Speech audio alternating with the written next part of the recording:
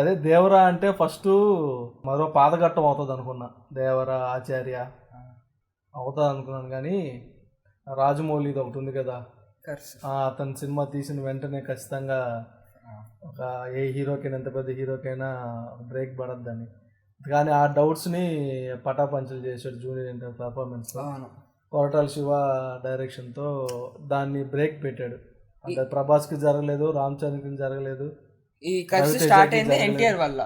ఎన్టీఆర్ రాజమౌళితో ఒక సినిమా తీసాడు, next flop, అలా కర్స్ స్టార్ట్ అయింది. ఇప్పుడు ఎండ్ అయింది కూడా ఎన్టీఆర్ వల్లే. అది చెప్తాను. ఓకే, పాయింట్ అది.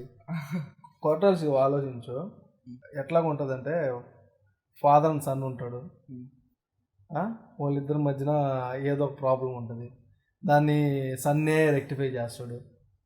అంటే ఇద్దరికి ఒపీనియన్ డిఫరెన్స్ ఉంటాయి, ఏ కాన్సెప్ట్లో ఉంటుంది. జనతా గ్యారేజ్ ఇచ్చి బిజినెస్ మ్యాన్ అంటున్నాడు, భర్త అనే నేను, ఇంకేదో సినిమాలు కూడా ఉన్నాయి కదా, శ్రీమంతుడు కూడా అదే.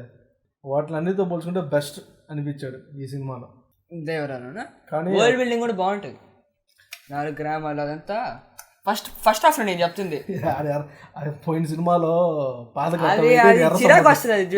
ఎర్ర సముద్రం, దాంట్లో అయితే సరే. దీంట్లో ఇంకా దాంట్లో కొత్తగా ట్రై చేసాడు, ఫాదర్ సన్ క్యారెక్టర్ కాకుండా ఏదో బెటర్లో చూసాడు, దెబ్బ కొట్టింది. అదే కాన్సెప్ట్ మళ్ళీ వచ్చాడు, హిట్ కొట్టాడు. సో అందుకని ఫాదర్ సన్ కాన్సెప్ట్తో వస్తేనే కొరటాల సేఫ్. అతని దగ్గర ఉండేది కూడా ఎన్ని స్టోరీస్ తెలుసా, 10-12 ఉన్నాయి. దాంతో సినిమాలు చేస్తాను, ఆపేస్తాను చెప్పండి.